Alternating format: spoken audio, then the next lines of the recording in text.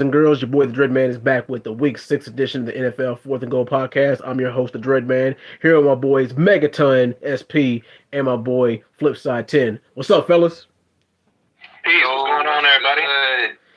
I'm good. Okay, Week 5 is in the books, correct? Yeah, that it is. I'm still trying to process what the hell I just witnessed. What did I just see? I got damn near every match wrong. Well, not every match, but I got the majority of my picks wrong. Like I said, this was an episode of the Twilight Zone. But yeah, what you guys think? I thought it was a typical NFL week for me. I don't know. I watched a few of the games. It didn't seem too bad for me, but maybe that's because my team wasn't stressing me out this week. Yeah, there's that. The difference. Yeah, I mean, on picks, I went 8-6 this week on my other call, so it was a little surprising, just above 50%. But I can't complain, man. Yeah, it was an amusing week. It was very. Oh yeah, it was a very amusing way. It was unbearable wordplay, but yes. But there was like 5 shockers. Like the first shocker was, of course, obviously the Bears in the Washington. I still got to get used to that. Okay. Because I got a couple of friends that I work with who are Washington fans. And I guess you could give and the thing is, here was the excuse. Well, the most common excuse. It's like, well, we had a short week and we were going up against a championship caliber opponent. Okay, I'll give them a pass there. I mean, but losing is one thing, but getting blown out and embarrassed is another thing. Especially to a team that's supposedly on the end of tanking. Yeah, I don't know that the Bears are trying to tank. I think the difference of that game really was they kind of took the reins off Fields. And I think they got him out of the pocket a lot more. They got him moving around. And they weren't getting defensive pressure. We started a whole new line basically because of injuries. Mm-hmm. And those young boys blocked their asses off. We hadn't seen that in a long time as far as getting pushed in the running game. And then we lost all our running backs and they all got hurt. But the running game was looking really good the first half. And we really controlled time of possession, man. And, it was great. The defense kind of tried to give it away in the second half. But, we were kind of living off of Dick Bucket's ghost right there. So, R.I.P. Dick Bucket, Bears legend. Yes, R.I.P. We didn't want to let him down.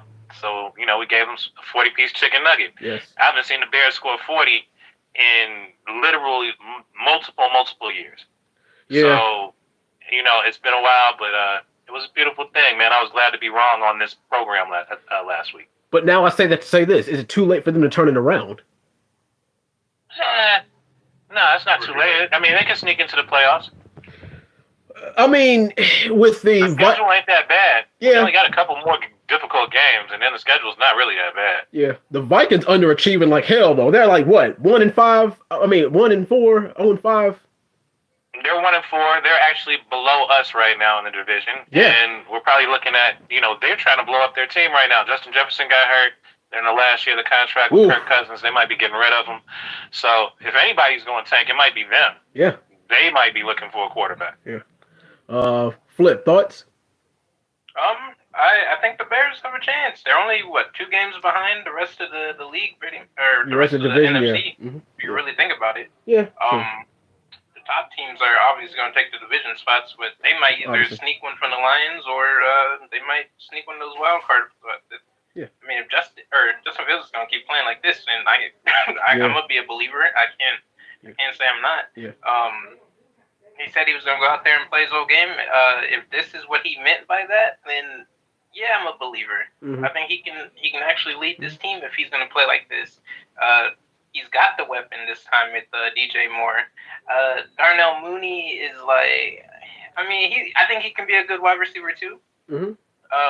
But it seems like ever since they got rid of Chase Claypool, they've been balling. So yeah. He was the problem the whole time. Maybe. Yeah. That's all I can think of with that. It's just something happened with that Bears team, and they're finally turning it around because, the Commanders aren't, something to write home about, but you won't put 40 on them like that and not, think, okay, this is impressive. Mm-hmm. Now, let's talk about the blowout that we all came here for. The Dallas Cowboys going up against the San Francisco 49ers. Now, I called it. I expected a win, but goddamn, I didn't expect an ass whooping. there's not much to say about it. I mean, well, we could make the whole podcast about this. But all right, listen. Now, run back the tape, because didn't I tell you that Dak Prescott was going to be a turnover man? Yes, you did. Run back the tape. You called no. You called it. That's Dak being Dak. We know that. Yeah, but Dak being Dak against a team and the thing is, I said this. They've been like the Niners have been the Cowboys' kryptonite for what, a decade now? So yeah, I expected a loss, but I didn't expect embarrassment. Now, does this hurt the Cowboys' morale? Or I mean, are they going to come out as mad as a swarm of hornets and take out that frustration on the next opponent? I don't think it hurts their morale. They know that they have to really game plan for this 49ers team when they meet them again in the playoffs. If they make it. The playoffs at this point. If they make it. But I think that defense, to be fair, after this week, it's kind of dawned on me. And I was really like, I was trying to give them the benefit of the doubt the previous week. Mm-hmm. But this Cowboys team is basically the Steelers. Yeah, I know. Everybody's been saying that. They are basically the NFC's version of the Steelers. They are. And it was so blatantly obvious this game. It was just, they got handled the same way the 49ers handled the Steelers. Yeah. The defense tried to carry them same way the Steelers. It's just, and I mean, the way Dak has been playing, I don't know about those Cowboys fans saying Kellen Moore was the problem anymore. It does not seem like Mr. Moore was the issue here. Neither was Zeke. Somebody else might have been the issue, and he might be, the one behind center. So, yeah. I don't know anymore.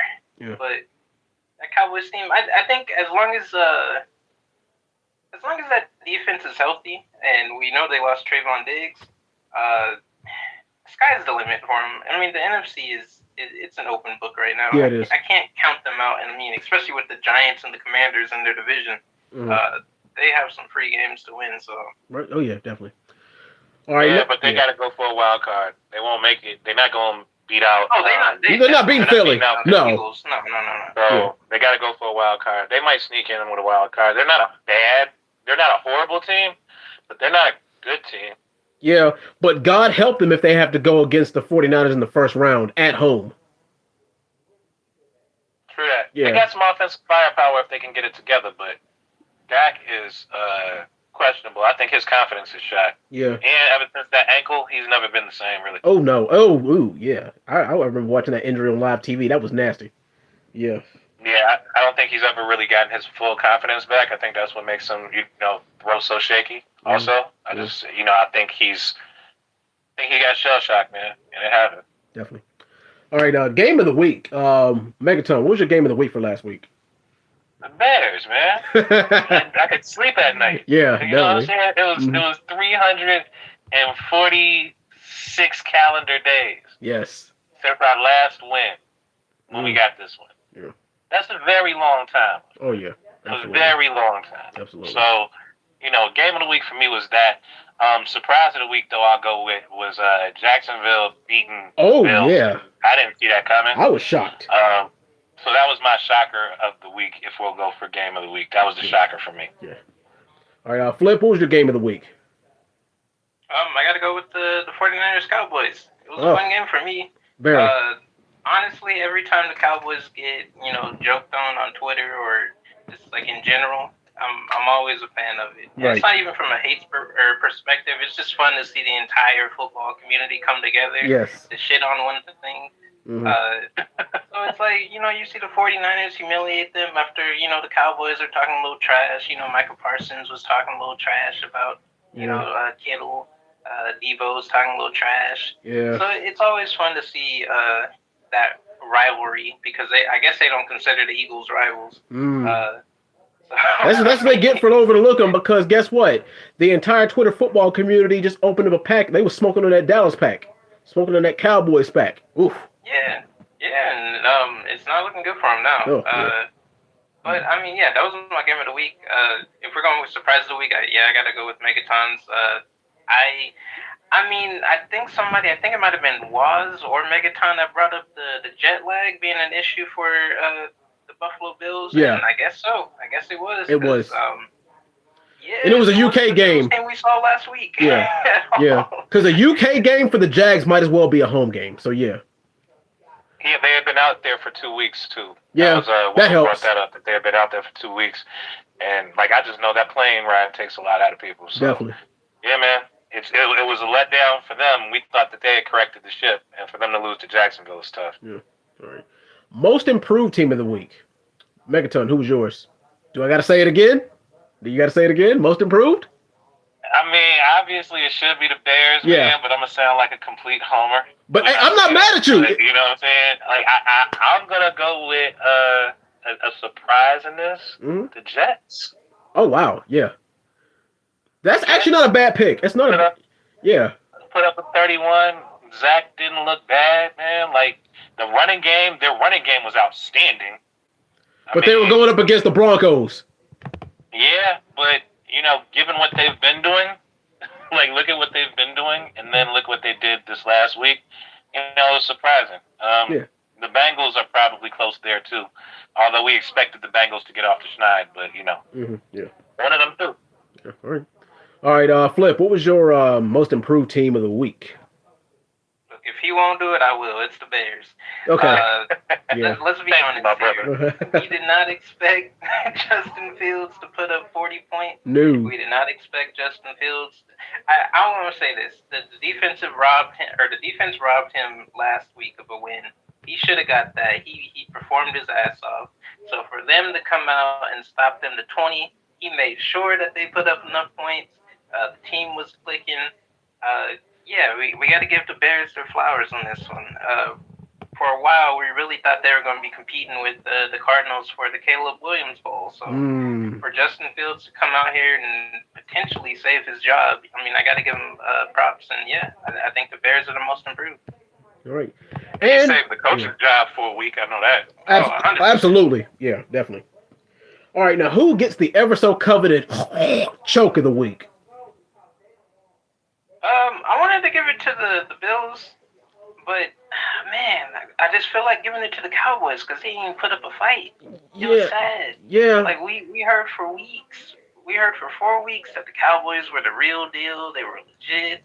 The game against the Cardinals was a trap game. It's about to be the rivalry. This is about to be the game that, you know, they show, you know, the 49ers got lucky last season, you know, and then they get 42-10. So it's like, this just feels a little choky to me. You kind of, you know, gave us this illusion that y'all were, you know, Super Bowl contenders, and then we see y'all a bit fraudulent. So my choke of the week was Green Bay. Give it to the chokes. My choke. Jordan Love is. I can't give it to him because Jordan Love is a little ass. I can. We already knew who he was. Damn it. We already knew who. No. They had 5 different chances to win that damn game, but they blew it. So no, Jordan Love, I told the Packers was gonna lose, didn't I? Yes, you did. The Packers was gonna lose. Yes, they're not good, man. So let's go with that. I'm gonna give you who we should all be calling out. Fucking Patriots, man. Oh God, yeah. Oh, the Patriots did not score a point after scoring 3 points the week before. Well, we see who was carrying who when it came to the Tom Brady Bill Belichick dynamic, didn't we?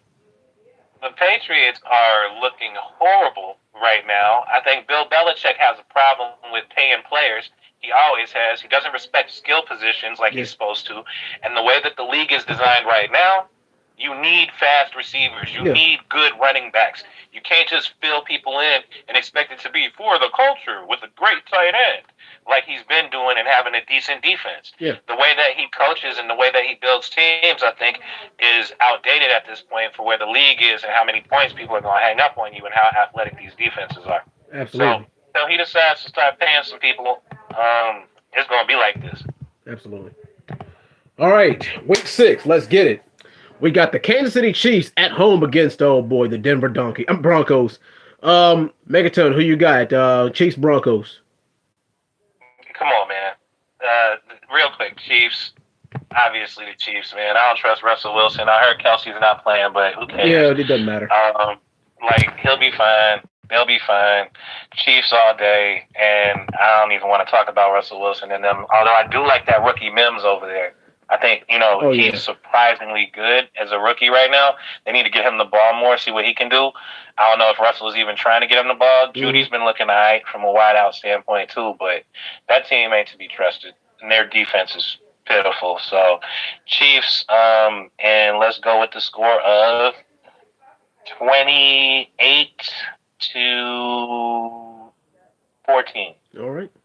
All right, Flip, who you got? Chiefs, Broncos. I got the Chiefs here.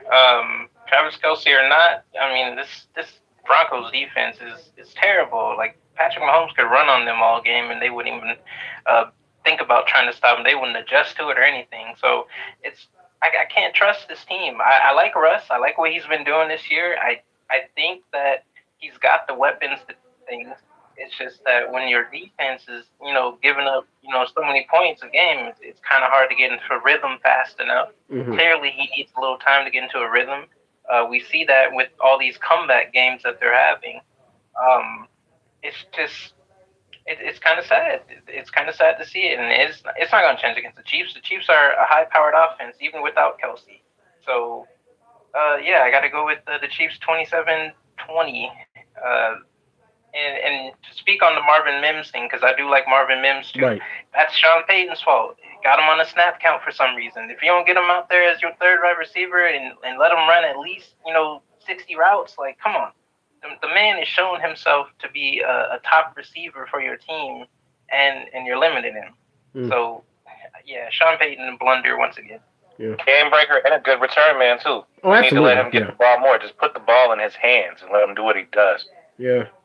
But unfortunately, they can't get the coaching scheme right for him to do that. So, just put it in the air, man. But me personally, I'm going to give it to the Kansas City Chiefs. Let's say 27-13.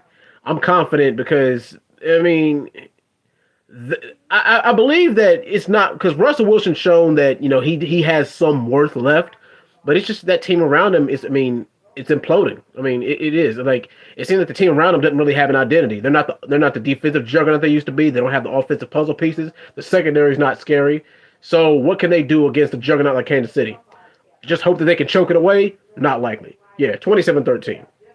Next up. Now, this next game is going to be interesting. It's a Sunday morning game. You got the Tennessee Titans at home against the Baltimore Ravens. Megaton, who you got? Ravens, Titans. This game is interesting to me. I think it has the possibilities to be a kind of game of the week game. A lot of defense here. I think it'll be a lot of punching people in the face, old kind of football that people are used to. Yeah. A lot of running the ball. It's hard for me to bet against Derrick Henry very often, but I think Lamar and them still have something to prove. If those wide receivers can catch the ball and actually hold on to the ball. I think he had 9 drops on open plays last week. Lamar Jackson was putting the ball in places where it was supposed to be, and his receivers have just been they're letting them down. So I think they get off the block. I think Derrick Henry has a decent game, but I'm going to give it to the Ravens in a tight one. A lot more defense than you expect, probably 21-17. All right, Flip, who you got? Ravens, Titans. Man, it's hard for me to like this Ravens team after last week. Yeah. That was a sorry excuse of a game for them. It's not even Lamar's fault. Everybody, I think they had 10+ drops that game. Yeah. They lost Odell again. It looks like his career is done for. So I'm not even a fan of that. And you're basically a running team that's going up against one of the best run defenses in the league.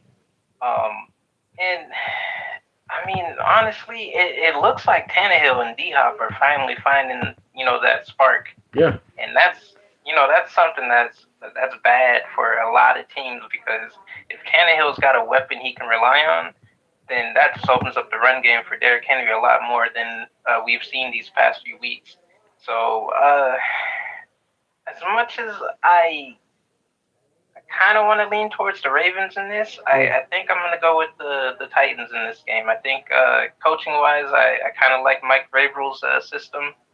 I think Lamar is struggling with his receivers right now, And I think that's going to be the deciding factor in this is that, all these drops, you can't run the ball twice on first and second and then drop the ball in third. Mm-hmm. Can't do that. And I mean, unless they start getting magical hands all of a sudden, I don't see that happening.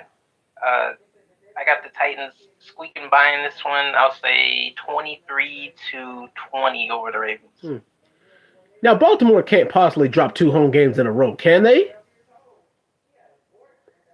I would think not. That was where I'm kind of going with them too. Yeah, that's what I'm getting at here. Can they possibly drop it? And the thing is, as much as I hate to say it, Tennessee is a slightly better. Well, I mean, I know people say that records speak volumes, but sometimes records make teams look better than they actually are. And am I reaching to say that Tennessee is probably just as good, or maybe even a better team than Pittsburgh is at this point, despite how good Pittsburgh's defense is? Offensively, better. Yeah, offensively, yeah. I'll take a notch under Pittsburgh, but I mean, yeah, they're just as good. Yeah, I would say. Yeah, more balanced, I would say. Yeah, that's the word I was looking for. They're a more balanced team than Pittsburgh are at this point. Now, once the better offense, I'll go with a better offense. I don't think they have a better defense than Pittsburgh. Oh yeah, absolutely. I think, like I said, on a good day, Steelers defense is top 5 in the league, arguably even top 3.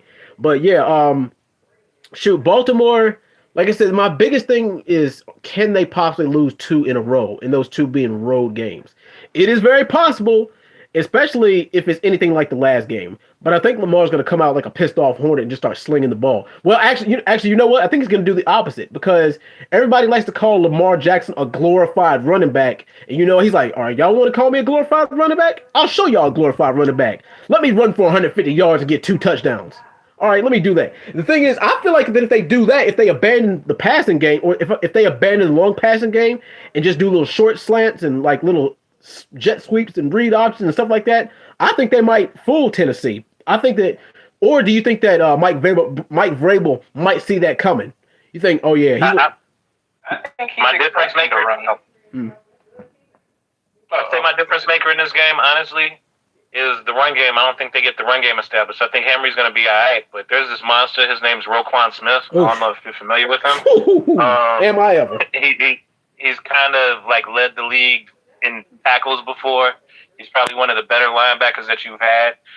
He fits in that mold of the Ray Lewises of the world. He's just a mean tackling individual, and I think he's not scared of Derrick Henry. So I think they can keep the running game held to a little bit of check. I think Derrick Henry still gets his obligatory 80 yards and a touchdown or something, but it ain't gonna be crazy. Oh man. Hopefully I don't regret this, but give it to Tennessee. I'll give it to Tennessee 27-21 over the Ravens. But we'll see.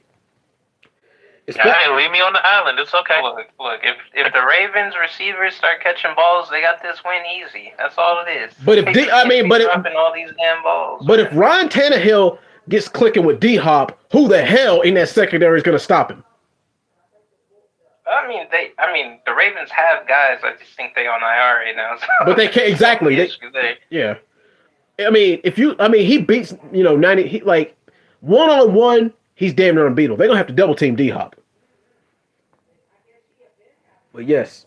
Anyway, now we got another interesting one. We got the Atlanta Falcons at home against the Washington Commanders. Megaton, who you got? Falcons Commanders. I'm going to go with the Commanders to bounce back, man. I do not believe in this. I mean, you've heard me say it time and time again. I don't believe in this Atlanta team. Mm-hmm. And I think they're going to come out mad with something to prove because they lost to the Bears. The Atlanta Falcons, as much as you like to think, they're growing and coming up, I don't think their offense is trustworthy against a solid defensive line. I think that defensive line really started getting to the quarterback. Actually, if Justin Fields wasn't as mobile as he is, they'd have had more pressure on him, but they got him outside the pocket. They moved him around. I don't see that same thing being repeated with the Atlanta Falcons offensive line. They're great run blockers, but they're not good pass blockers. So, I'm kind of leaning towards I'm not leaning towards. I am. I'm going Washington strongly in this one. I think Kyle Pitts might have a decent game. Also Al Greer might actually have a solid game too, rushing just on the other side. But I think Scary Terry gets off the snide, gets his game going finally a little bit. It was time for him. He was starting to get a little loose. Logan was taking off most of those plays actually on offense. He was getting more of that attention last game against the Bears because they left the middle so wide open. Mm-hmm. But I think he has a solid game too at tight end. So let me see what they do. The quarterback coming off a 300-yard game in a loss. I'll go with Washington. And let's make it 24-18. All right, Flip, who you got? Commanders, Falcons. Yeah, I got the Commanders in the bounce back here. I don't know what it is about Atlanta that just kind of makes me. They are a weird. Iffy. Yeah, they are a weird bipolar ass football team if I ever saw one. It's a weird team because I'm sitting there like, all right, Desmond Ridder ain't good, but Jonnu Smith is out here playing like Shannon Sharp. Mm-hmm. Then you got Bijan to just, he saves the day. And Kyle Pitts. And then you got Tyler Algier in the back. I don't know about Kyle Pitts right now. Yeah. He's a little injured. Yeah. I'll give him that. But, the offense is nice. The defense ain't bad. And then, I don't know. It's hard to believe in them right now when I kind of compare them to another team. And the Commanders aren't anything to write home about. I mean, they haven't really been convincing unless you want to talk about the Eagles game. That's maybe the only game I thought about was like, maybe this team is good, but that's a division game. Mm-hmm. So I can't give it too much leeway. But I'm going to lean towards the Commanders in this one. There's something about the Falcons. I don't know. Something about the Falcons just doesn't sit right with me. I think it's going to be a close game, but maybe that's the reason why. I think it's going to be a close game, and then the Falcons blunder it. Yes. So give me the Commanders in this one, 24-17 over the Falcons. You took words right out of my mouth. I mean, I would pick Atlanta if it wasn't for the fact that they can't hold on. They can't hold on to a lead to save their damn lives. They got the pieces, and the thing is, I don't know why people dump on Desmond Ridder so much. He's good in flashes. His only problem. He's not consistent. Come on, guys. I'll give him a lot more credit than y'all will. To me, his only problem is inconsistency. He's got little flashes here and there, but like as far as being a 60-minute quarterback, he's not that. And you need to be good 60 minutes. You need to be good for all 60 minutes of the football game for you to be considered elite, and he's not that. Now his pieces probably make him look better than what he does, but still, I'll give him a little bit more credit. But then again, you're right. Bijan is making this team. He is the engine of this team. In Washington, should have brought Cam Newton back, man. Just brought him back, bring him down to Atlanta, let him play for a year while Desmond Ridder sat down, and he'd have been fine. But now here they are. They're gonna stink. Yeah, or they're gonna have like $10 million. Yeah, or they're gonna have an above 500 record and be fool's gold. But yeah, man, in Washington, you're right. Washington. The thing is, Flip says there's nothing to really write home about, but if you can hold your own against a team like Philly, you got something going right for you. But then again, you can give them a pass and say it was a divisional game. But yeah, I think this is going to be a comeback game for Washington too. Give me Washington 28-20 over Atlanta. I'll give Atlanta some credit, but yeah, they're not going to win this game though. Next up, NFC North matchup. We got the Chicago Bears at home against the Minnesota Vikings. Now, Minnesota has disappointed the hell out of me with this 4-1 record. I thought they'd be at least 3-2 by now, but no. And Chicago, congratulations on their first win, their first dominant, and they won convincingly.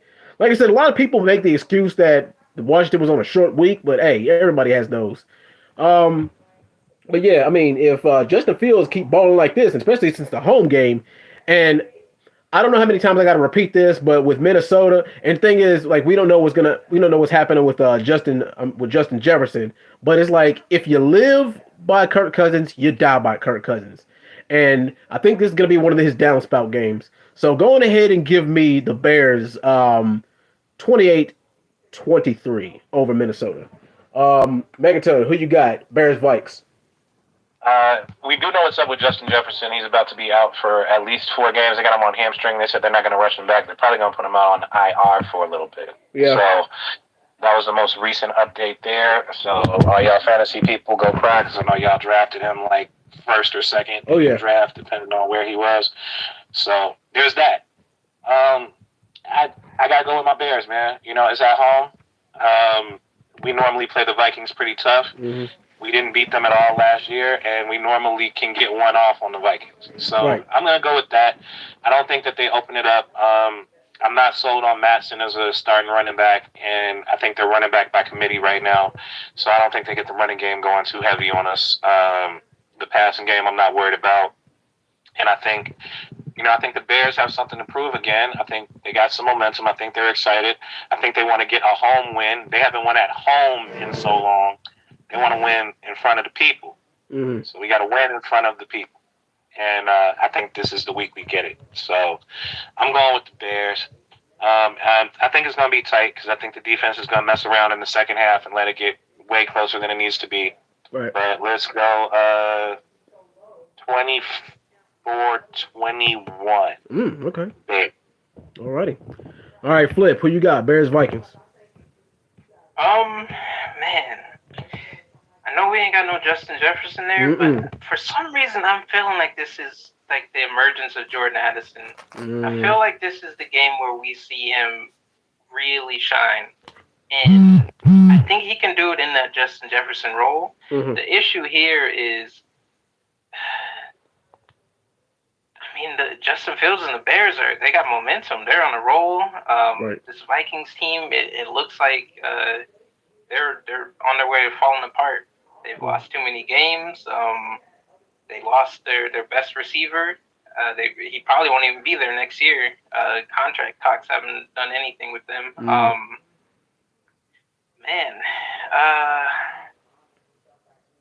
I want to say that this is the one game where the Vikings really check. It's like a heat check for them.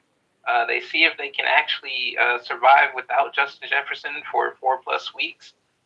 They face off against this Bears team. They see how they do, and if they lose, then this is it. They're probably going to tank the rest of the year. Nice. So I wouldn't be surprised if we see Kirk come out here and throw a clinic. It's going to be a battle. I'm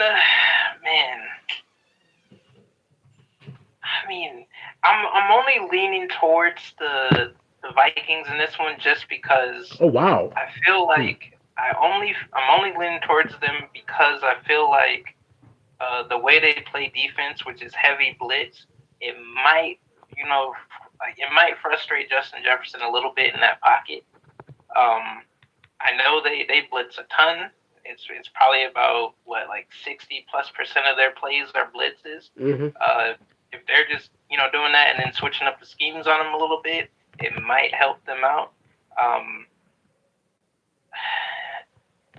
I think I'm banking on Jordan Addison. This is the reason why I'm leaning towards the Vikings. The defensive scheme and Jordan Addison in this game. Otherwise, I would have the Bears just cleaning them up and ending their season. Yeah. I'm going to give the Vikings one more chance, though. I'm going to say Vikings win this game. Close one, 27-24 over the Bears. Alrighty. Next up, we got – this is another interesting one, especially since Cincy should be on the comeback trail, but we'll see. This is a home game for Cincy. Yeah, the Seattle Seahawks going on the road against the Cincinnati Bengals. Cincy's looking like they're trying to get stuff together, but, Joe Burrow isn't playing like Joe Burrow. Now – one thing that bailed them out from the last game that they got the W in was their running game. The running game and the defense showed up too. But Seattle's clicking on all cylinders. And if they were to win one road game, it will be this one. Because, like I said, Cincy's looking shaky, baby. But yeah, this is a very, very hard one. Oh, man. Do I want to do it? You know what? Yeah, I'm going to do it. I'm going to go ahead and say that Seattle go ahead and they might end up getting Cincy out of there. It's going to be a close, not get them out of there, but I think it's going to be a close competitive game. Give me the Seahawks. Let's go 26-23 over the Bengals. All right, Megaton, who you got? Bengals, Seahawks. First of all, I want this one to be a shootout. I want to see some scoring, and I think it's possible. I don't think either one of those defenses are particularly super strong right now, especially in the wide receiving core. I could see DK and I could see DK going off for a little bit, and also Ja'Marr Chase, my boy. Yeah. I don't know, man. Well, let's go. We can go to the other side of the football, but there's always my boy who's over there, Tyler Lockett. I think he's an underrated wide receiver, underrated slot man. I think he could go crazy at any given time too.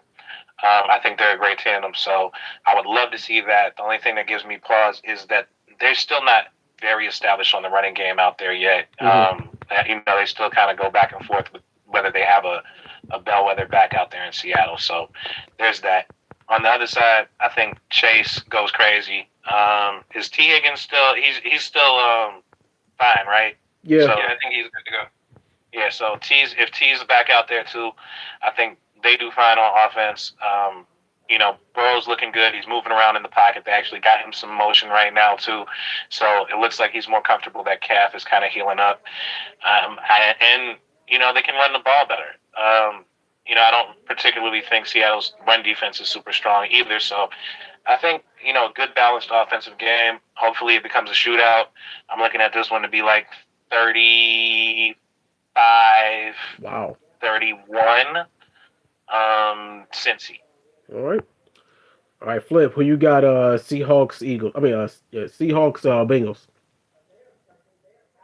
For this one, I'm liking the Bengals in this one, just because we're seeing every week that Burrow's calf is healing up more and more. He keeps, implying that every week it's getting stronger, no setback. And this game kind of shows me that he's not lying. It's not one of those, let me fake out the other team so they have to game plan for this kind of situations. He's actually improving more and more each week.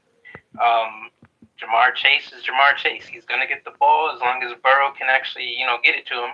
And he's once again showed us last week. I think he had like 14 catches for like 150 yards or something.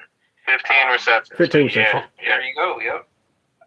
So it was a case of, is Burrow healthy enough to run that offense? Because he has to get that ball out quick. We already know that O-line is terrible. And now we're seeing that he is, he's probably about 80% right now, which is more than enough to beat the Seahawks team, in my opinion. I look at the Seahawks team.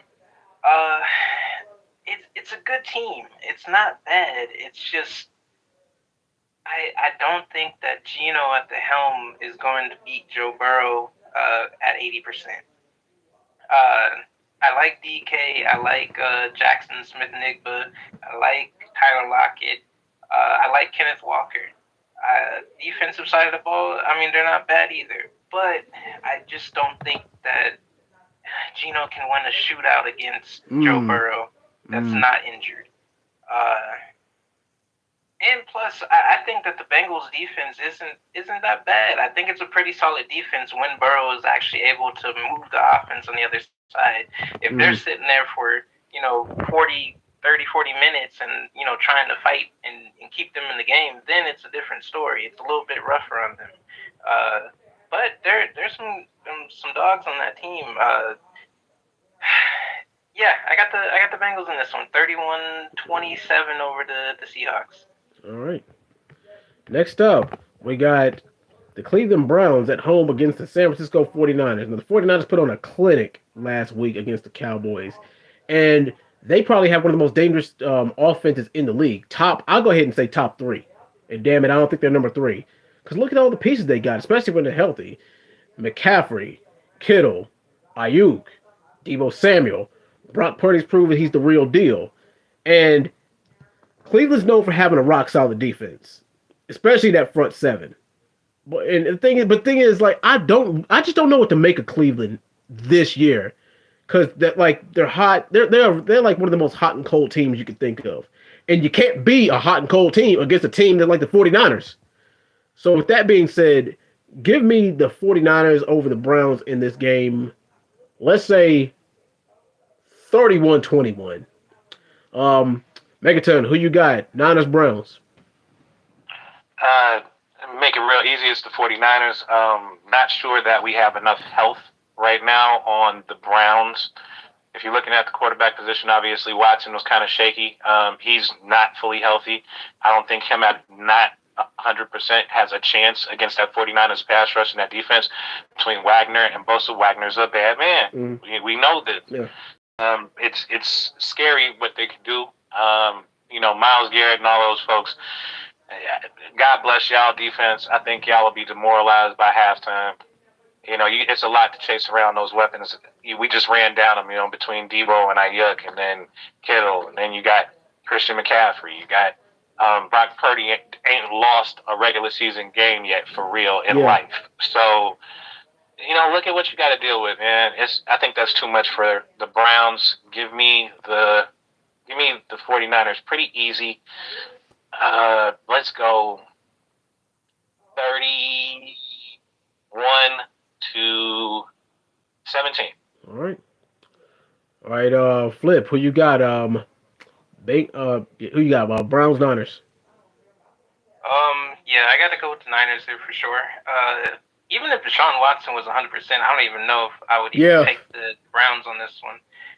But he's not even probably going to play this game. They're already talking about bringing in what's his name? I don't even, it's not the guy who started last week, Dorian Smith, but it's going to be another guy. I think PJ Walker. He's probably going to step in this week. It's not looking like Watson's going to play. But the defense, Cleveland's defense is great. Once again, it's another Steelers situation where the defense is great, but the offense is a little lacking. But that's more so because Deshaun Watson has been injured for the past few weeks. I think that they're a good team, probably maybe playoff bound if they're fully healthy. But it really doesn't matter. They're going up against the 49ers. They have so many weapons on offense. The defense is a monster. Fred Warner is looking like a defensive player of the year candidate. It's nasty. I can't even see this game being close. I would say it's probably going to be about 30-13 for the 49ers. All right. Next up, we got the New Orleans Saints going on the road against the Houston Texans. Now, Houston, they look like they're a team that's starting to get better and better every single week.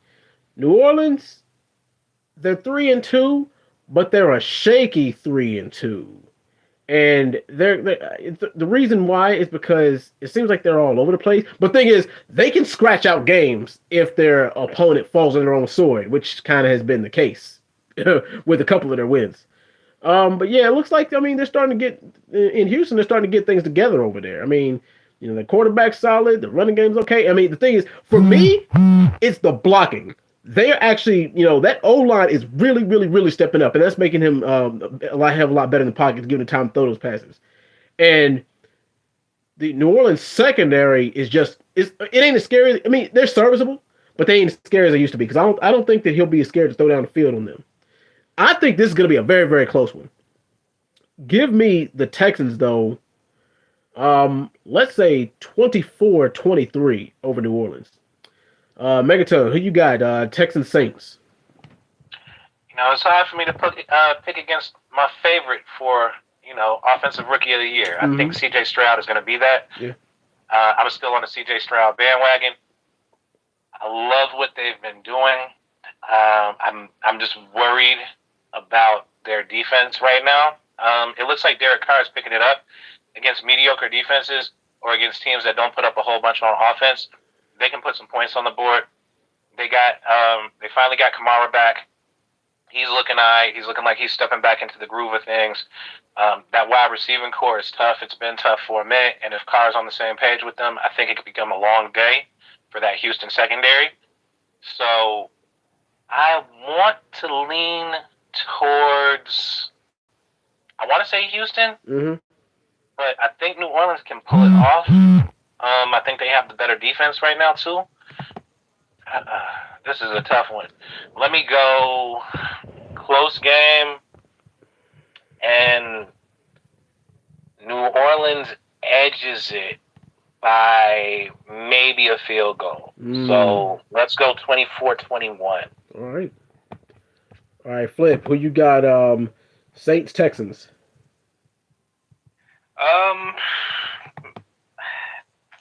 I like the Texans a lot, man. I'm with Megaton on this one. He's my offensive rookie of the year candidate. It's hard to bet against him, but I'm looking at the Saints defense and I'm thinking to myself, this is the perfect defense to upset him because he likes to take those deep shots. That's one of his favorite things to do. And when you got Marcus Lattimore out there, he's going to be a ball hawk, and he's bound. I wouldn't be surprised if we see him throw 2 picks this game. Wow. The thing that kills me about the Texans is the run game. Dameon Pierce, I can't really fault him because, I mean, you look at that O-line and how many injuries they've had over the last 5 weeks, and you think to yourself, how is C.J. Stroud even doing what he's doing? I got to say, he's working miracles because Dameon Pierce can't get the run game started back there. And he really doesn't have a prominent receiver.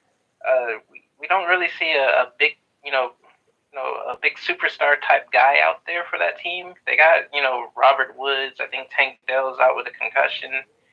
Nico Collins, but defensively, not even on that side do I see anybody that I feel like can really take over and elevate that team.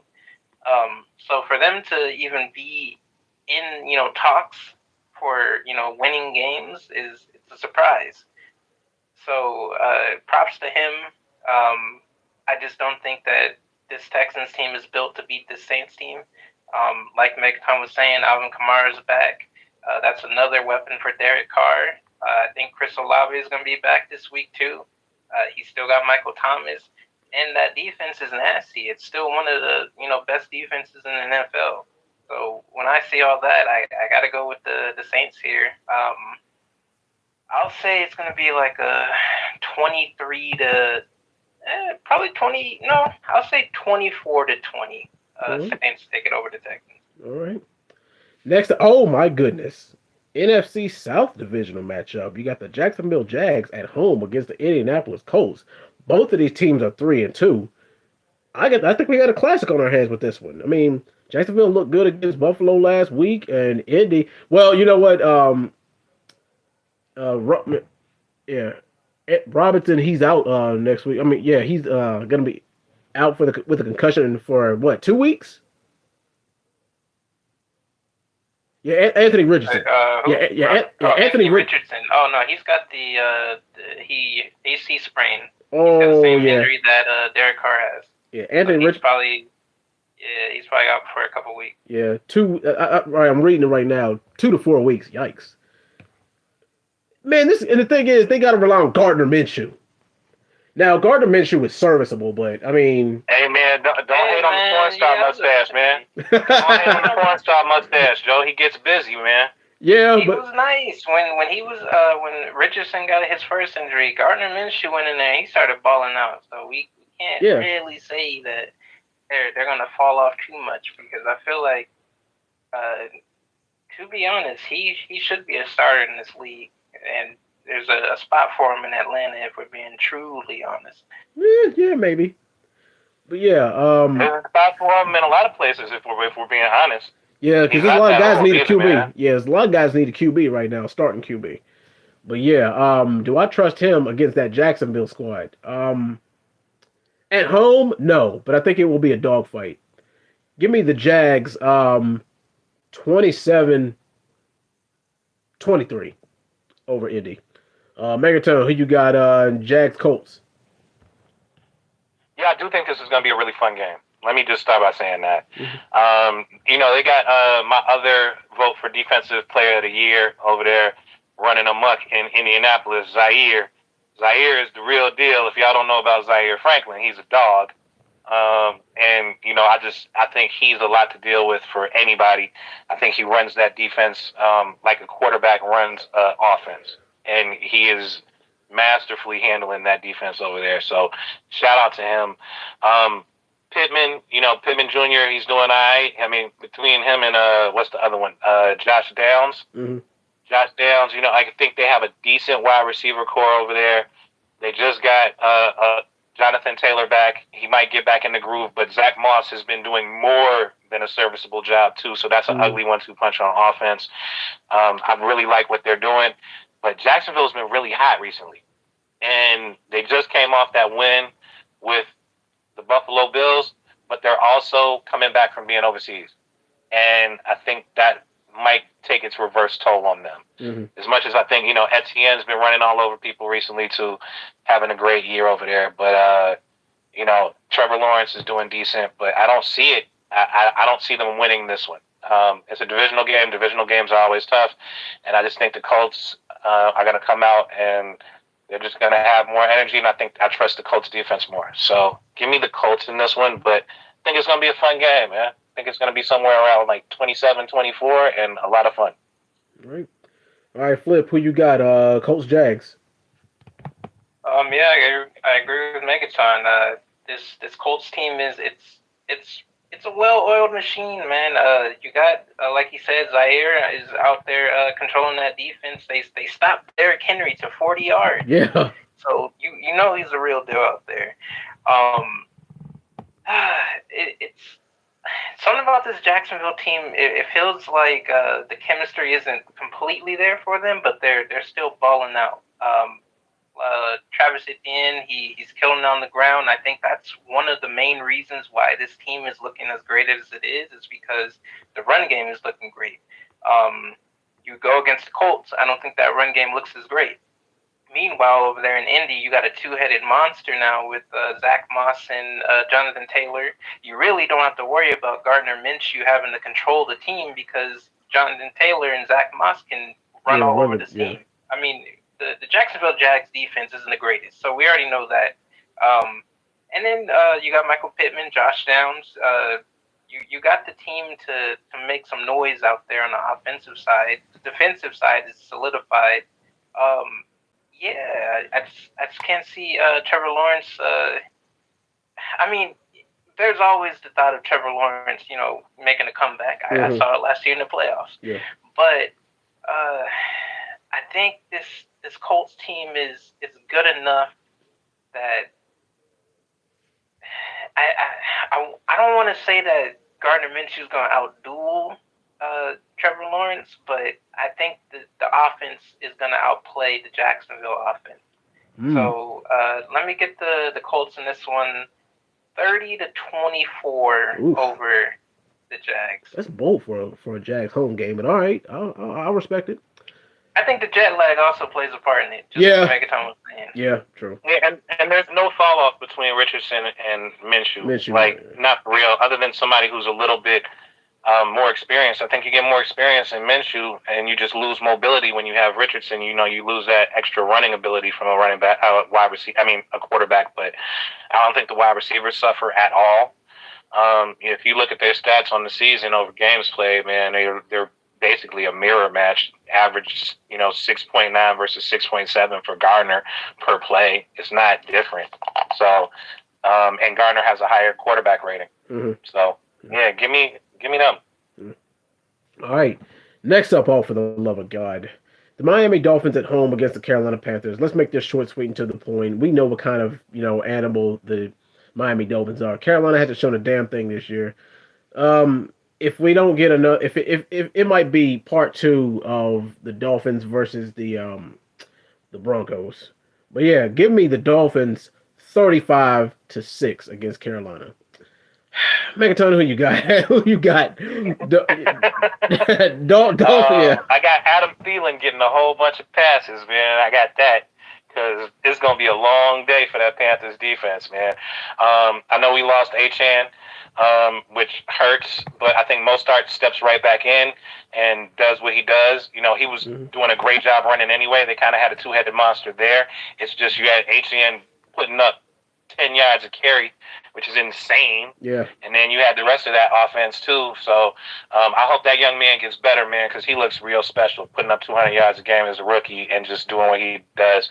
So hopefully he heals up soon. But, yeah, man, I'm going with Miami. I don't think there's enough on the Carolina Panthers side at all.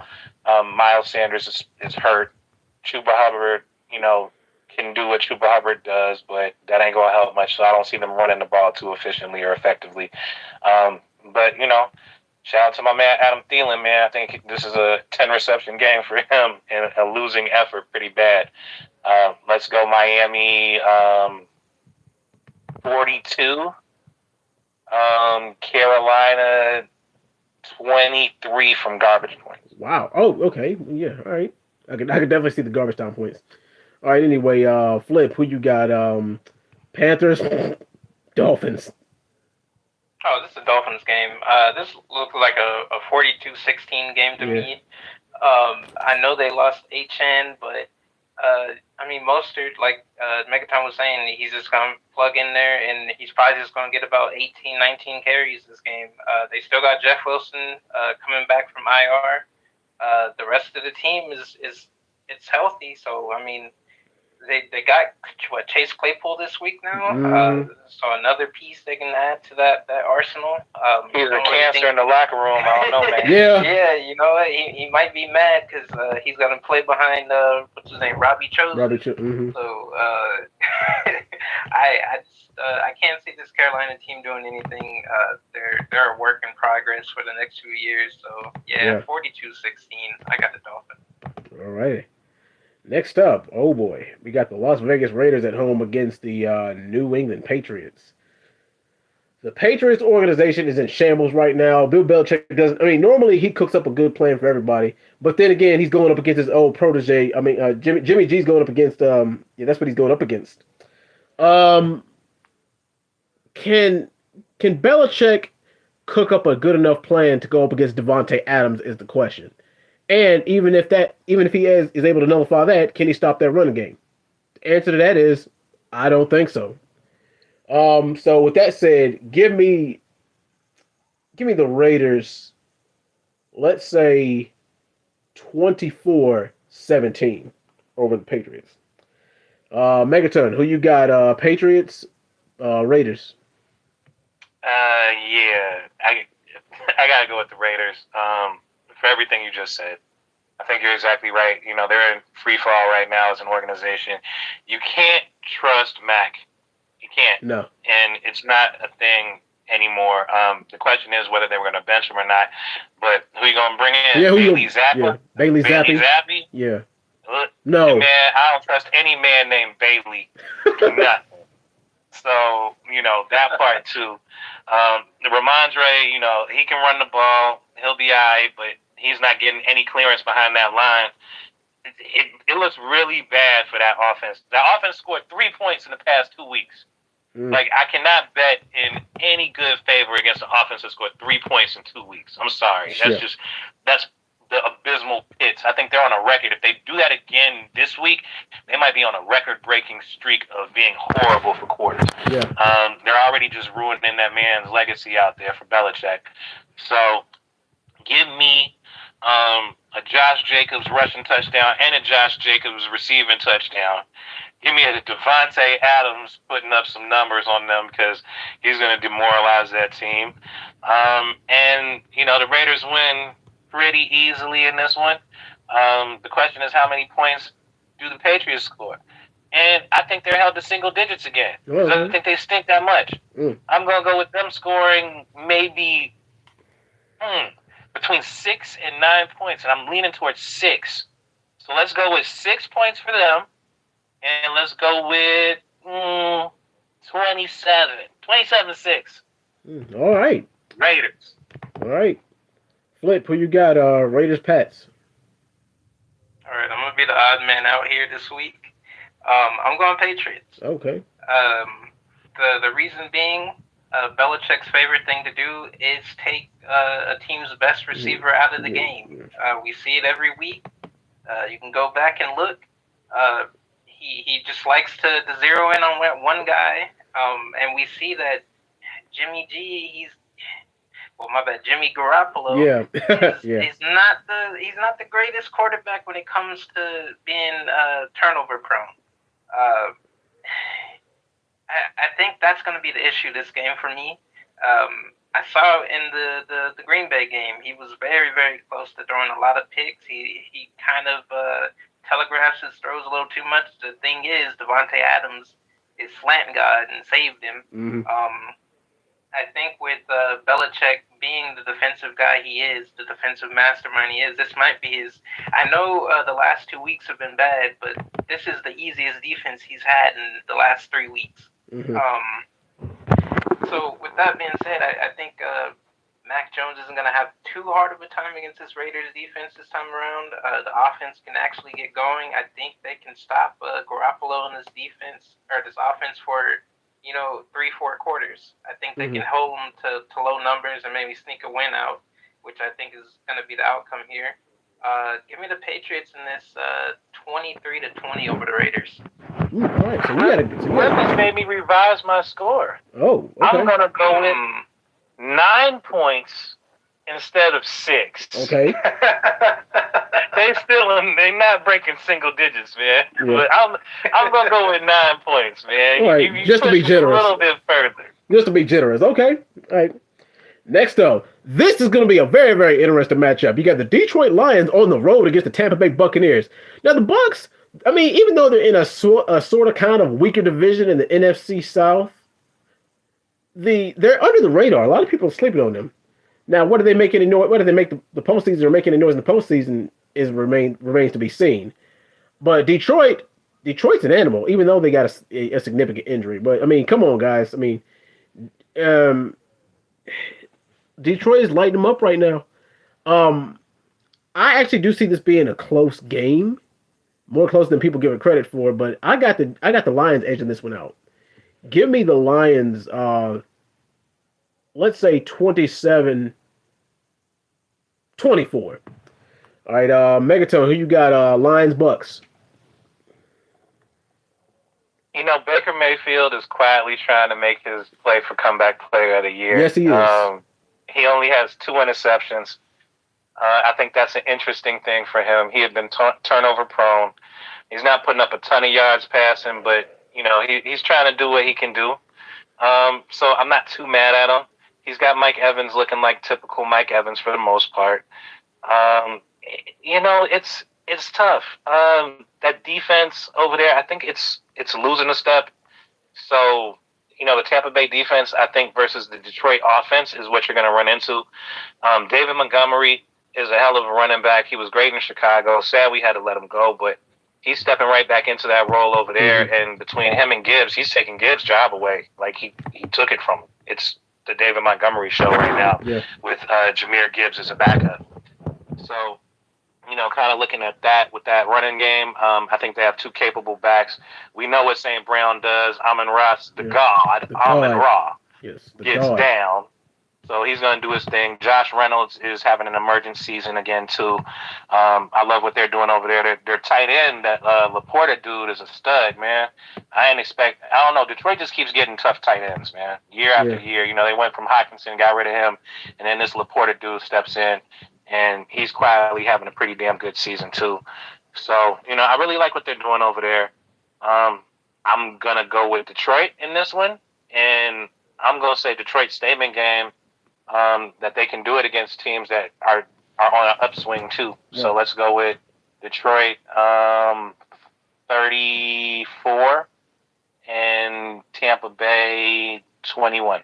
All right, Flip, who you got? Lions, Bucks.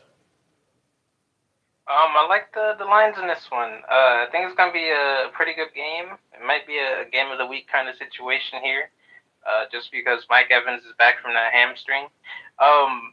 But I like this Lions team. I really think they're going to win this division straight out. Now that the Vikings lost Justin Jefferson, I think it's theirs to just run away with at this point.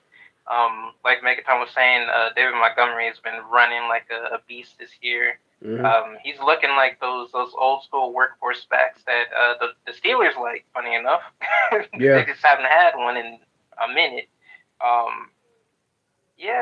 This Lions team is moving on all cylinders. The only thing that's kind of holding me back a little bit in this one is Amon-Ra St. Brown's probably not going to be playing.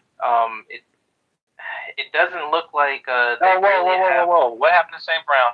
I need an update on that. I thought he was questionable. The way it's looking like it's looking like he's not going to play. Oof. Limited practice. But that's tough. That makes me want to revise my score down. They're optimistic. Like when you say you're optimistic he'll return Sunday, it's a little questionable to me, you know. But yeah, I think if he does play, it's a different story. But I think it's still going to be a close game. I think Jared Goff has so much chemistry with all those pieces, with Marvin Jones and Josh Reynolds, and Jameson's still trying to get back into stride. But I think that offense is going to be fine. The defensive side of the ball is a little questionable with all the injuries as well, but I think that's why it's going to be a game of the week candidate, because on the other side, we still got the Bucs run defense that they can stop, David Montgomery from, being that workhorse that the Lions need for a bit. Baker's showing us that he's fearless when he's throwing this ball out there. He's looking like he might be the best bet for that Bucs team in the future. He's still young. So with Mike Evans there, Chris Godwin there, what's his name, Rachaad White, he's been solid as a 3-down back. I think this is a game of the week candidate. Give me the Lions though. 28-27 over the Bucs. Alrighty. Next up, NFC West matchup. You got the Arizona Cardinals going on the road against the LA Rams. Now the Rams are a deceptive 2-3. My only question is, how good are the Rams really? Are they did they just have bad luck and get off to a slow start, or is this as good as they're going to get? Now, the Arizona Cardinals, everybody says they're in tank mode, but the thing is, they fought in every last freaking game that they're in. And to me, this game is going to be no different because it's a divisional game. The Rams have been looking good. The thing is, come on, we all know what the Rams defense, especially that front seven, is coming to do. I mean, but and I think that James Conner is going to be out for a couple games, and yeah, we're going to see how that how much that impacts the running game. But the Rams receiving core is looking like it was in 2020, in 2022, 2023. Well, yeah, looks like it was in a couple of years ago. But yeah. But man, I think this is a definitive win for the Rams. I think this is the game where they get right back up to 500. Give me the Rams 31-23 over the Cards. Megaton, who you got? Cardinals, Rams? Yeah, divisional game, definitely tough. Looking at what we have, with James Conner being out, obviously, I think that's a big blow. He's on IR, so he's at least a minimum of 4. We'll see when he comes back. I know because it killed my fantasy team. Only reason why I know that one. But looking at who's stepping in, the Amari DeMarcado dude didn't look that bad stepping into that role. So who knows, man? It might be part of the line, and maybe he can pull it off and do something solid. But I mean, Josh Dobbs is your second leading rusher on that team. I think he runs almost as much as anybody else. Yeah. But he's running for his life. So looking at that team, I'm not sure if Hollywood Brown is he fully healthy, because I know he was kind of shaky. I think so. Okay, so he's fully healthy now. So we'll see what happens there. But I don't think they have enough offensive firepower personally. Matthew Stafford has Puka, my other sneaky rookie of the year. If they don't just give it to a quarterback, I think Puka, he's been going crazy. He broke all the rookie records so far for receiving actual receptions in the first 5 games of the season. So he's doing what he does. I'm looking at, the return of Cooper Kupp, and he just stepped back and looked like Cooper Kupp again. Yeah. It was kind of easy for him. The running game over there, Kyron Williams has been doing fine. And I think they have enough depth out there for the other running backs, too, to keep him rested and ready to go. So, yeah, man, give me the Rams in this one. And even though it's divisional, I'm going to say it's not as close as we're thinking, because I still think that although they're playing tough, I think they're clearly tanking for sure. Yeah. So the Cardinals are probably going to end up scoring about, let's go with, because it's divisional, I'm going to go with 17. And then I'm going to go 27 Rams. Okay. All right, Flip, who you got? Rams, Cards. I got the Rams in this one. They didn't have the best showing against the Eagles, but I mean it's the Eagles. That team is it's nasty. Um, One thing that did piss me off about that game though was McVay not giving his offense a shot. It was 4th and 1, I think, at the 50-yard line. He decided to punt it away, and the Eagles do what the Eagles do. Yeah. They held that ball for like a whole 10 minutes, and they can get another shot at time. Oh yeah, score they milk the anything. time of possession. They milk it. Yeah, they love milking the clock, and I don't know why they decided to kick it to them again after seeing that the defense couldn't stop them at all. So, I think that's not going to happen against this Cardinals team, obviously.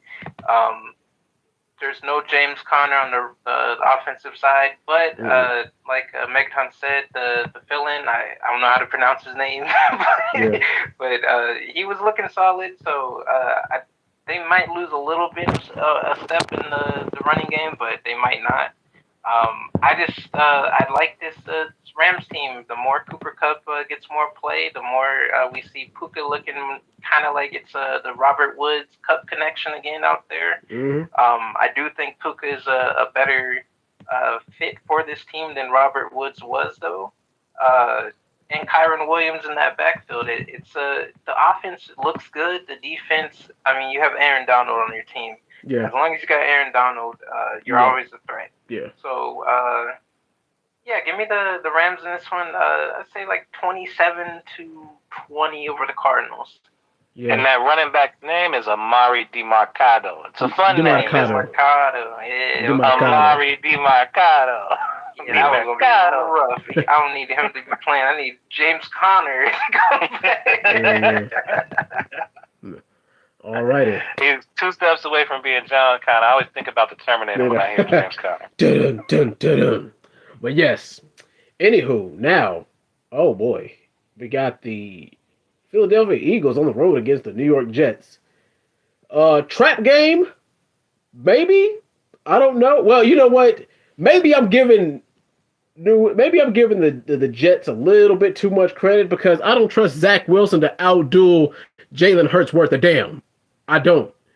And the receiving core is too much. I mean, the thing is, look at what they did to the Rams. And the Rams, the Rams, I think I said the Rams are starting to get back to where they were in form.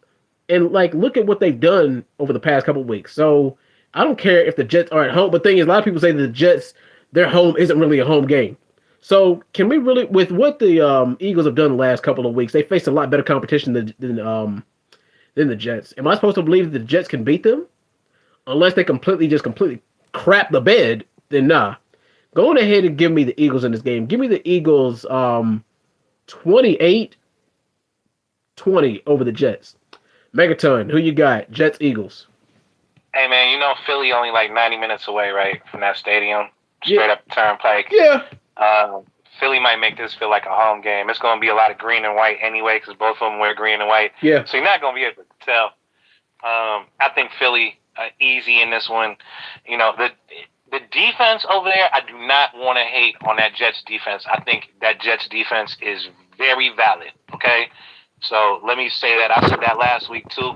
That's why I was shocked that they won, but I also said that that defense was going to be the reason that they won. You know, I think C.J. Mosley is playing his heart out right now. Quincy Williams is snapping. He's busy quietly because this team is this team.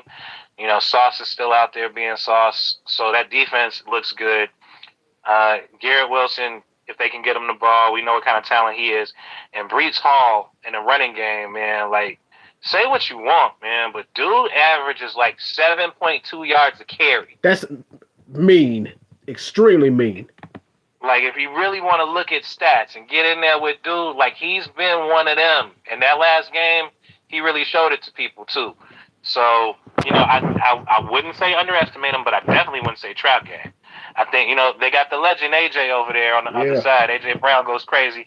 He's going to do what he does with Devontae. You know, that combination out and Dallas Goedert. I don't think they have anybody that can step up to block them, to stop them. Sauce got to pick one or the other and pick his poison on that. Because that secondary is going to have a long, long day. And DeAndre Swift is a hell of a back. I know they got a tough front four out there.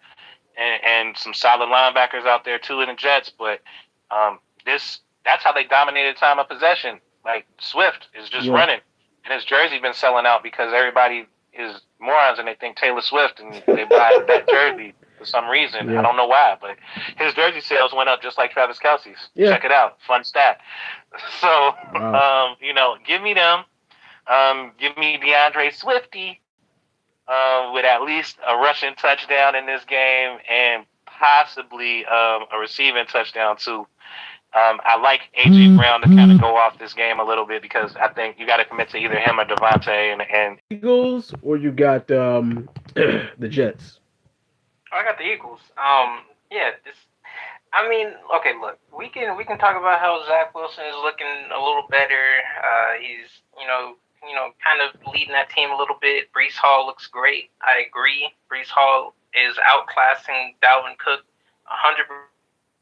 We thought he was going to take a little while to get, back from the ACL. He said, nope, screw all that. I'm going to come out here and show y'all that I'm the nicest dude on this team.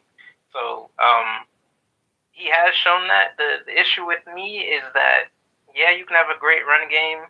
Zach Wilson can be progressing. But this Eagles team seems to score every time they go down the field. Yeah. And every time they go down the field, they also take about 8 minutes off the clock. So when that happens, that part. Now you got to rely on the passing game a little bit more. It takes Breece Hall out of the game plan a little bit because now you're gonna try to have to throw down the field and kind of keep the clock from disappearing on you because the Eagles are just hogging on the clock. And this tush push thing is just unfair. So it's like I see all these factors, and I'm thinking to myself, the Jets aren't the team that's going to be able to crack the code. I don't want Zach Wilson throwing more than 30 times, honestly. I don't want to see him throw more than 30 times, but that's what's going to happen this game. The Eagles, their run game is just too nice. Like Megaton said, Sauce is going to have to guard either A.J. Brown or Devontae Smith. And it's two sides of the same coin. You're basically giving up a big play eventually.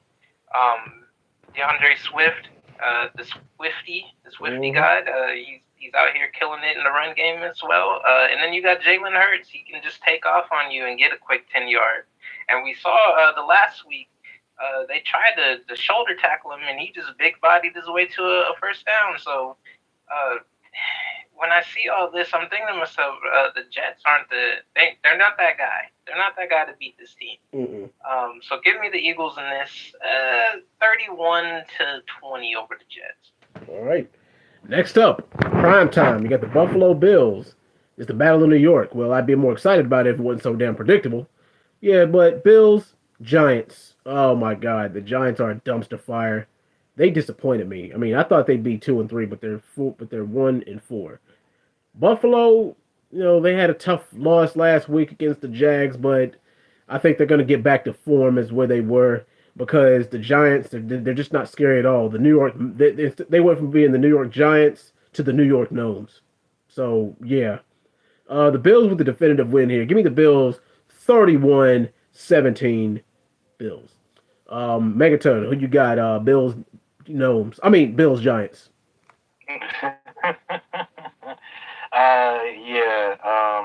David the Gnome isn't going to help out much over there. No. So, I got James Cook as a sneaky play for a running back this week because I don't think they're going to have to pass a lot.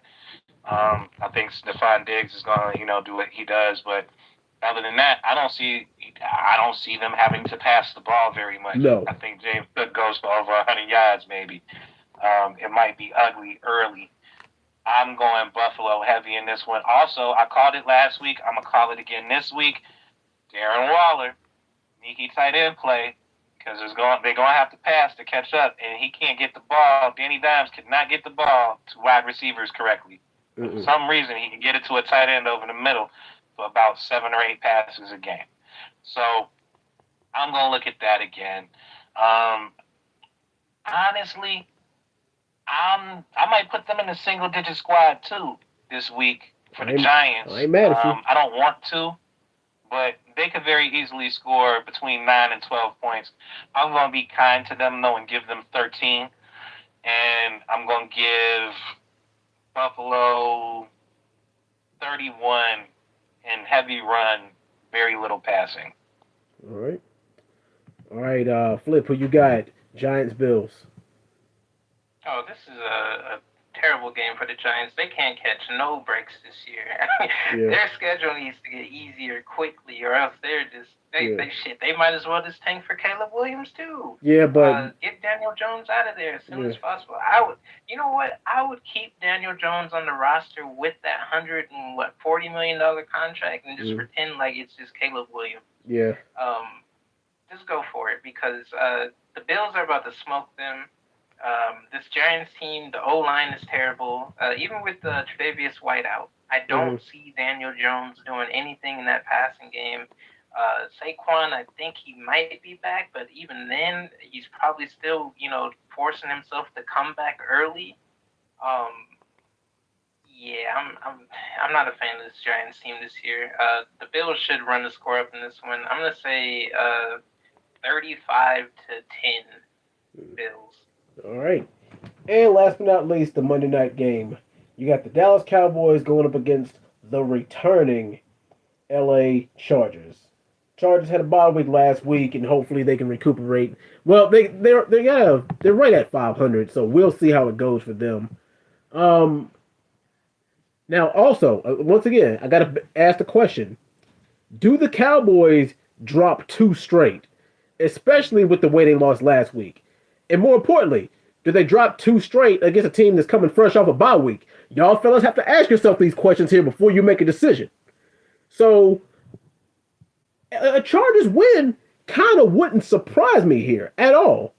And the thing is, are the Cowboys demoralized from that? And the thing is, I believe that on paper, the Cowboys actually got the better defense than the Chargers do.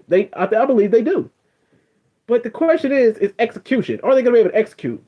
And is Dak gonna? I mean, I don't know if somebody dipped that ball in Crisco or butter or something like that. But that dude, he couldn't. He was throwing interceptions and throwing picks and couldn't hold the ball left and right. You can't do that against a team that's coming fresh off a bye week. So, I mean, I can't believe I'm saying this, but I actually feel better picking the Chargers. The Chargers are the fresher team. They got their teeth kicked in less, and they're right at 500. So, yeah, give me the Chargers at home.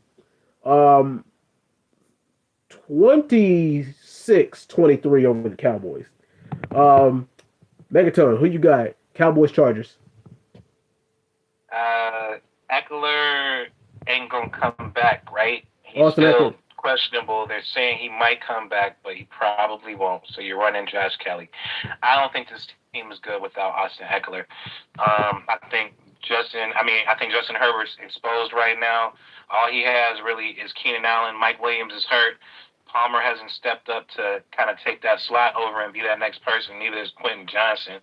So you're not seeing that. And I don't think that the offense is really what people thought it was. It looked good when it was Mike Williams and Keenan Allen, and you had 3 solid wide receivers, and then you had Austin Eckler coming out of the backfield and putting up 150, 160 yards from scrimmage every game. Mm-hmm. Without him, this offense does not click, and it does not work the same. Hold on, can I chime in real quick? Yeah, go for it. So you changed your mind? Eckler said he was a full participant the last practice, which I think is Wednesday. They just don't release it. So he said he's 99%. So he's saying he's good to go.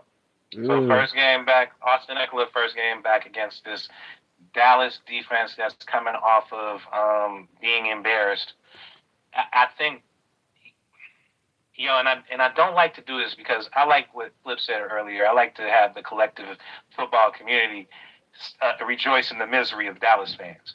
But I think Dallas gets one this week, man. I think, Dak Prescott, he'll turn the ball over maybe twice this game, once or twice. He's probably good for a fumble and an interception this game.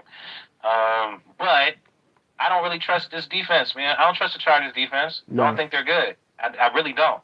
So, in addition to that, I think CeeDee Lamb, I think they start listening to what people are saying, get him in motion, get him moving around, get him the ball more and feed him.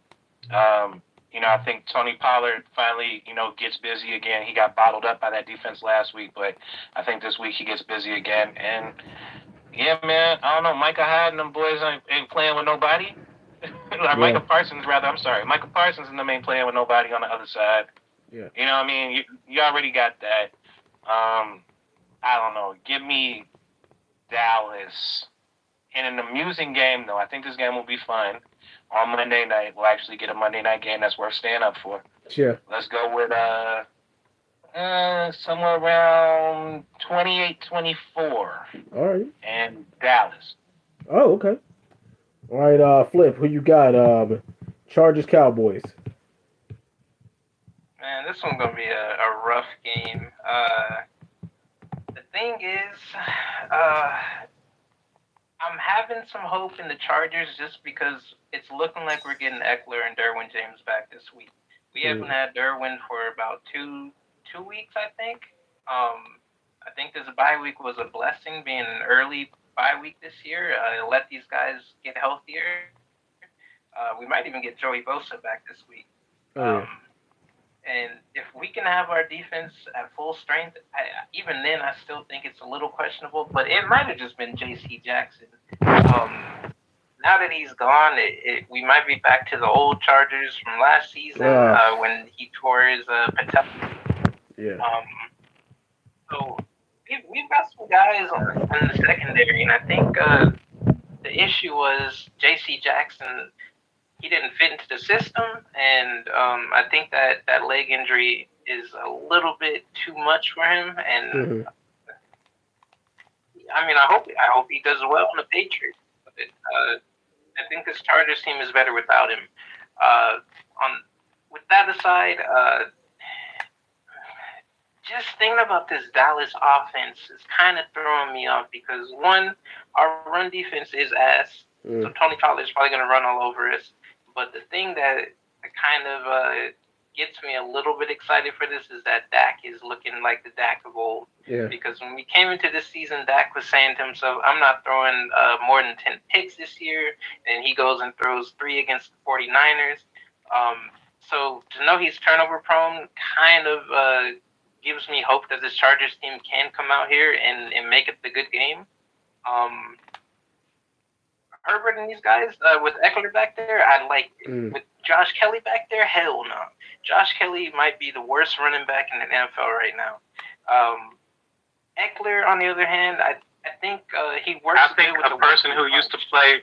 Excuse me, let me interrupt you for a second. I think Ezekiel Elliott, who used to play for the other team, may have something to say about that. Absolutely. No, come on now. Zeke at least had a good game. But a couple weeks back. Zeke is washed, man. Washed, but Josh Kelly had 1.1 yards per carry. Yeah. Kareem Hunt may have something to say about that, too. Like, I could go through the washed running back list, man. Yeah, like, it gets bad real quick. He fighting him. He fighting for that spot. It's not good. But, man, he looks way better when Eckler is out there and complimenting him. I think the switch of pace between them helps out Josh Kelly a lot more than he expected it to. But I think that's just one thing that this team was missing is just that Eckler is a main piece of this team, and hopefully we give him a contract. But I don't think we really miss a beat with Mike Williams gone. I think Quentin Johnson fits in fine. Josh Palmer fits in fine. Even Keenan Allen, he's a beast. Yeah. What can I say? He's a top 10 receiver still in this league. It's not translating to dubs, though. It's not translating to dubs. It might, because Herbert is just nice like that. I know we like to shit on Herbert. Yeah. But the man is nice. He makes water out of wine. I see. Is that going to be enough, though? That's the question. I think it is. Mm-hmm. Yeah, I think it's going to be enough because Eckler's back. Derwin James is back. Our secondary is still good with Asante Samuel and Mike Davis back there. If we get Bosa back, that's great. But Khalil Mack has shown us that he can still, get to the quarterback and disrupt that offense. I think it's going to be a close game, though. This might be a game of the week candidate too. So give me the Chargers in this. 31-28 over the Cowboys. All righty. Well, gentlemen, that'll do it for the Week 6 installment of the Fourth and Goal podcast. You guys got any final thoughts before we sign out tonight? Hopefully, I didn't jinx my team by going and picking them. We'll see. Definitely. We gonna see. Yeah. I mean, Khalil Mack does have 6 sacks, so I ain't mad at you there. Yeah. You know what I mean? He's still trying to pressure the quarterback. I miss him in Chicago, too. My final thoughts are go Bears, man. We need to beat the Vikings, and it needs to happen. So I'm looking forward to seeing what they do at home against a divisional opponent, and I think that game is going to be more amusing than people give it credit for. And, yeah, man, it should be an exciting week this week. Definitely. Well, gentlemen, as always, I appreciate you guys. All my guys in YouTube land, thank you for tuning in. Flip, Megaton, thank you, good brothers, for helping me host the show. I'll see you guys next week. Peace out. Appreciate you. Thanks for having us, my guy. All right. Yeah, thank you. All right, y'all have a good night. Peace.